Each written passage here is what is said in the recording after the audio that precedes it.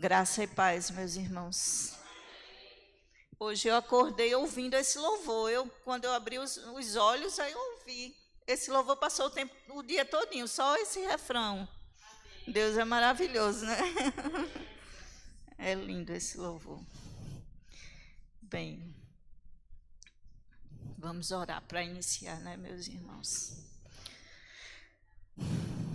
Pai, nós estamos aqui, Senhor, para honrar e glorificar o teu santo nome, porque apesar de nós, Pai, tu ainda nos protege, nos guia e nos abençoa, Senhor.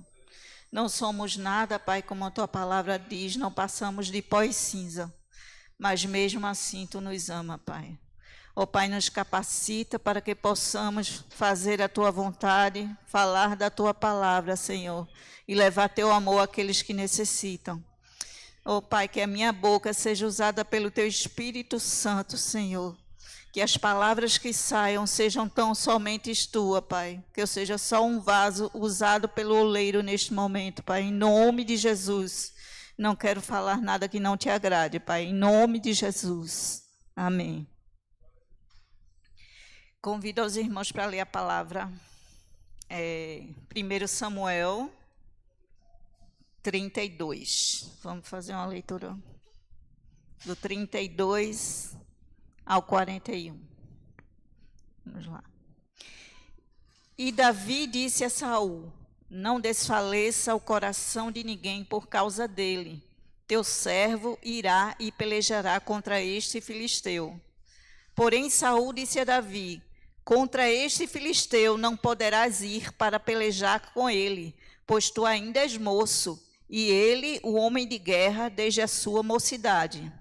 Então disse Davi a Saul: teu servo apacentava as ovelhas de seu pai, e vinha um leão ou um urso e tomava uma ovelha do rebanho, e eu saía após ele e o feria, e a livrava da sua boca. E levantando-se ele contra mim, lançava-lhe mão da barba, e o feria e o matava. Assim feria o teu servo leão como o urso. Assim será este incircunciso filisteu como um deles, porquanto afrontou os exércitos do Deus vivo. Disse mais Davi: o Senhor me livrou da mão do leão e da do urso. Ele me livrará da mão deste filisteu. Então disse Saul a Davi: vai-te embora e o Senhor seja contigo. E Saul vestiu a Davi das suas vestes e pôs-lhe sobre a cabeça um capacete de bronze e o vestiu de uma couraça. E Davi cingiu a espada sobre as suas vestes e começou a andar. Porém, nunca o havia experimentado. Então disse Davi a Saul: não posso andar com isto, pois nunca o experimentei. E Davi tirou aquilo de sobre ti, e tomou o seu cajado na mão, e escolheu para si 5 seixos do ribeiro, e pô-los no alforje do pastor, que trazia a saber no surrão, e lançou mão de sua funda, e foi-se chegando ao filisteu. O filisteu veio e se vinha chegando a Davi, o que ele levava o escudo ia diante dele. Amém? Bem, Davi eu acho que é um dos mais conhecidos da palavra. Até quem não é cristão, quem nunca pegou numa Bíblia, já ouviu falar de Davi, né? Todos sabem que Davi era o 4º filho de Jessé. Ele tinha 3 irmãos, que eram já homens grandes, robustos, que estavam ali junto de Saul. Davi era o pastorzinho que tomava conta das ovelhas do seu pai, da família. E seus irmãos meio que não ligavam para ele, não davam valor a ele. Achavam que ele é só um menininho, um homem jovenzinho que cuidava das ovelhas e que eles eram os tais porque eram grandes, bonitos e fortes e trabalhavam no exército de Saul. Eu tento ficar sem óculos, mas não consigo. Enfim.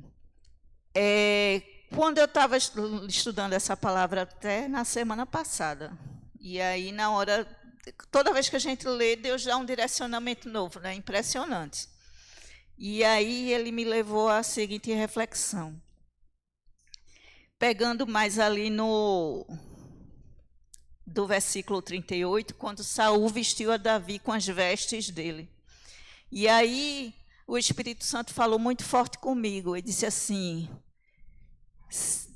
Saul tentou vestir Davi com suas vestes para que ele guerreasse, né, contra o filisteu, contra Golias.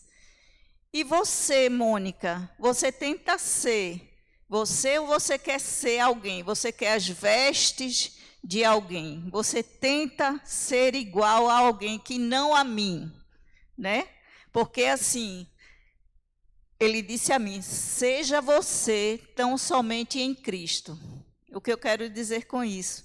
Muitas vezes nós ficamos nos comparando com outras pessoas, comparando nossas vidas com a vida de outras pessoas.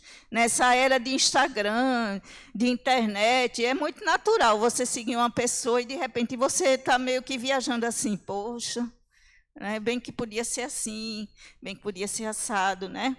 Mas aquela roupa ali de guerra não nos serve. Davi enxergou isso. Se Davi tivesse enfrentado Golias com aquela armadura, ele não teria conseguido derrubá-lo. Ele não teria, acho que, nem conseguido chegar até lá, né? Que ele era bem menorzinho que o rei Saul, então aquela roupa pesada não o faria chegar lá. O que é que eu quero dizer com isso? O que é que Deus falou forte ao meu coração, irmãos? Não temos que vestir roupa de ninguém, nos amoldar a ninguém para que eles se agradem de nós. Aquele que tem se agradar da gente é Deus, é Jesus, né? A gente não tem que se esforçar. Claro que quem, por exemplo, quem é casado vive assim para agradar seu marido, o marido vive para agradar a esposa. Não é isso que eu quero dizer. O que eu quero dizer é que nesta sociedade, né, tão seletiva, tão materialista, a gente não tem que se fazer ser alguém para que a gente agrade, para que a gente fique inserido nela, não. A gente tem que ser a gente em Cristo. Se a gente tem que imitar alguém, que imite tão somente a Cristo, né? A própria palavra dele diz lá em Romanos 12:2, para que a gente não se conforme com este século. A palavra é clara, né? Não vos conformeis com este século. Para que nós, e ele diz ali também que a gente tem que ter a mente de Cristo. Não é a mente da moda. Não é a mente de quem diz: ah, teu marido está brigando muito contigo. Menina, tu está com ele para quê? Deixa ele. Arranja outro. Ou o marido, o amigo do marido: poxa, rapaz, tua mulher está com aquela barriga toda desajeitada. Vê a vizinha como está bonitona, né? Que a gente sabe que isso acontece, né? Tanto de um lado quanto para outro. Mas isso serve para todas as outras coisas. No seu ambiente de trabalho, quem é você? Você fica olhando o seu colega de trabalho que ganha elogios e você quer fazer igual a ele? Ou você procura ser o seu melhor?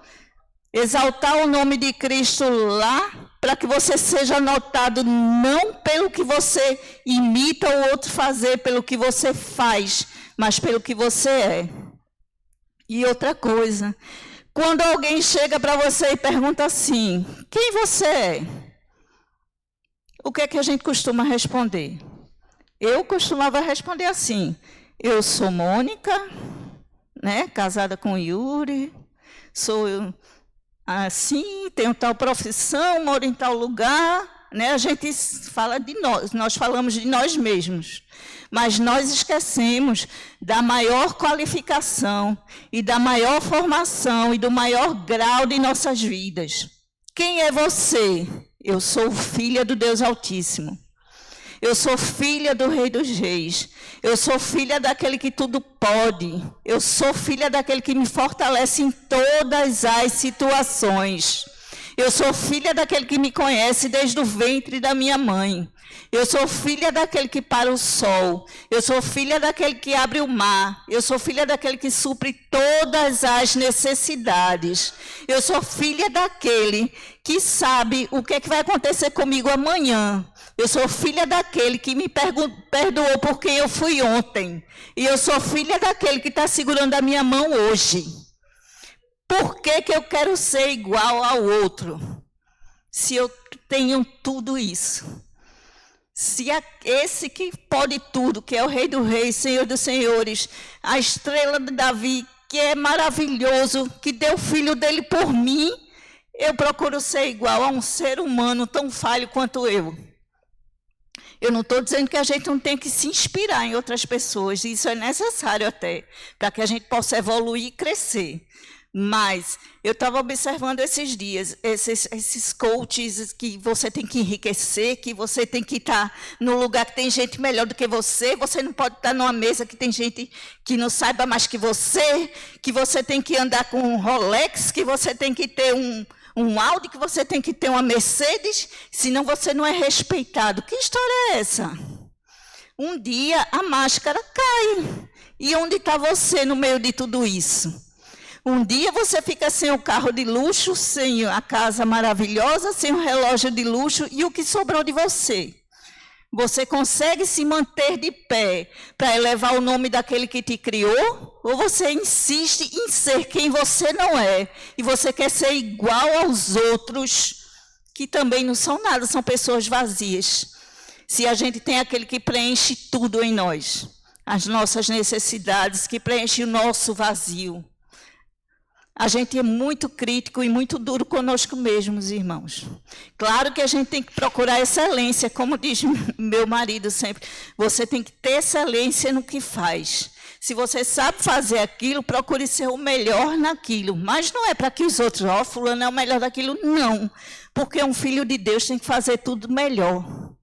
Um filho de Deus, ele tem que glorificar o nome de Deus nas suas atitudes, nos seus gestos, nas suas palavras. Amém? Está terminando meu tempo.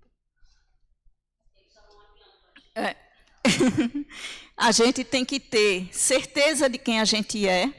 Claro que tem momentos que a gente titubeia, né? Isso é natural, nós somos humanos, temos momentos de fraqueza. Mas que esses momentos de fraqueza, eles não sejam assim, maiores do que os momentos da certeza daquele que mora em nós, daquele que nos fez, daquele que nos criou, daqueles que abre o caminho, daquele que mostra onde nós devemos ir, daquele que põe as palavras em nossa boca, daquele que guarda o nosso sono quando nós estamos às vezes preocupados, como vai ser amanhã, né? Mas a palavra diz para nós não andarmos ansiosos. Então, irmãos, nos tomemos posse realmente daquele que nos criou e de quem nós somos nele. E não queiramos imitar quem não tem nada a nos oferecer. Amém?